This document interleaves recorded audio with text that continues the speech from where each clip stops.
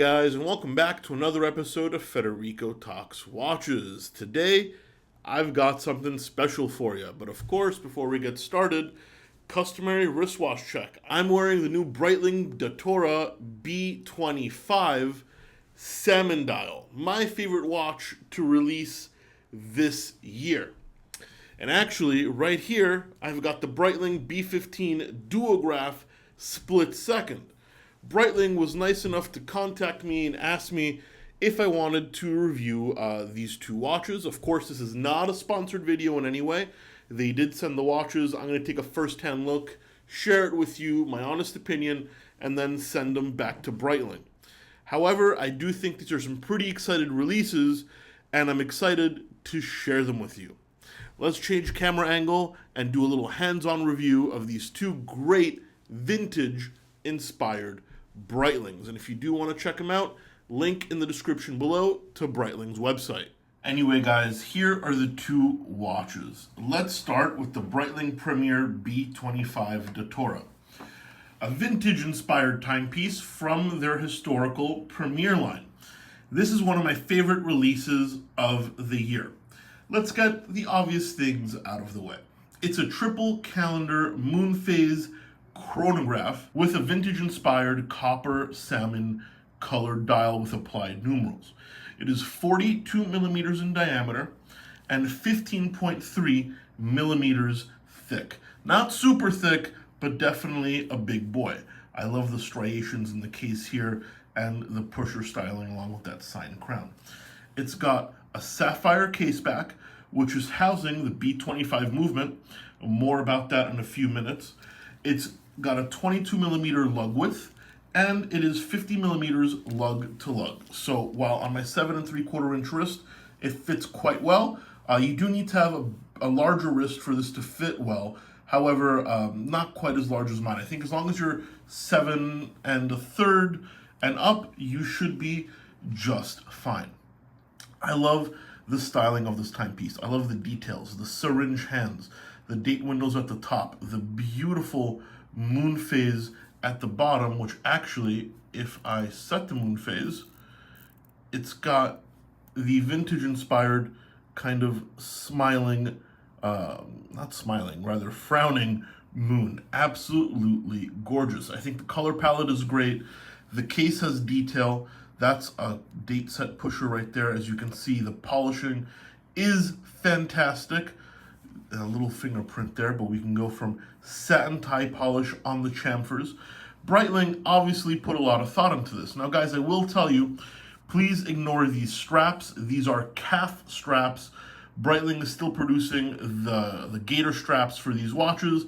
They sent it to me on this calf, and they told me it's just for show purposes, so it is going to come on a much nicer strap.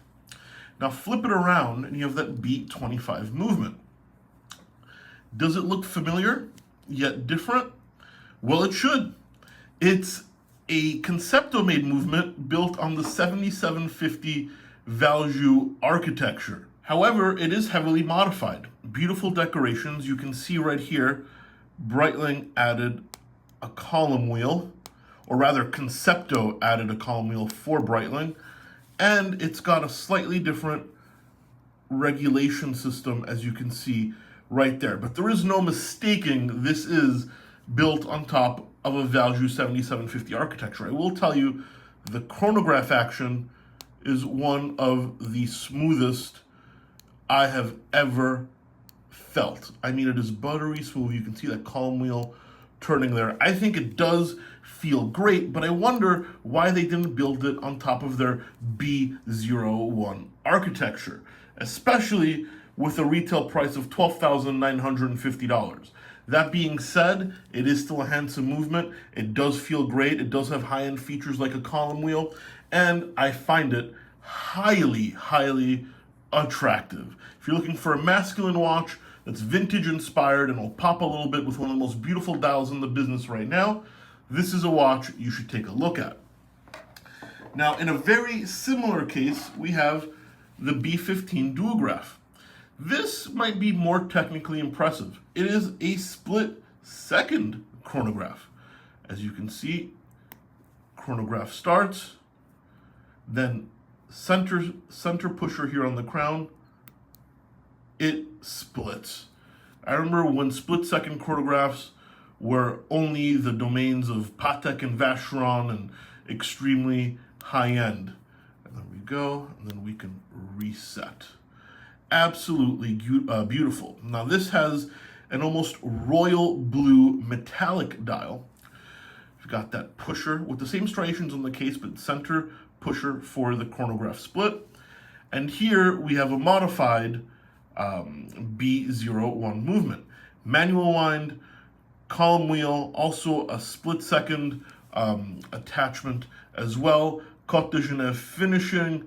Not the best finish movement I've ever seen, especially at this price point, but it is certainly handsome. It is still 42 millimeters, 15.3 millimeters thick, and 50 millimeters lug to lug. With a price point of $10,250, I really don't think you can complain when you're getting a split-second chronograph. Definitely a little bit more sober than the salmon dial, but I don't know which one I would personally rather have. I mean, this might be horologically more impressive, but I'm just a sucker for the salmon dial.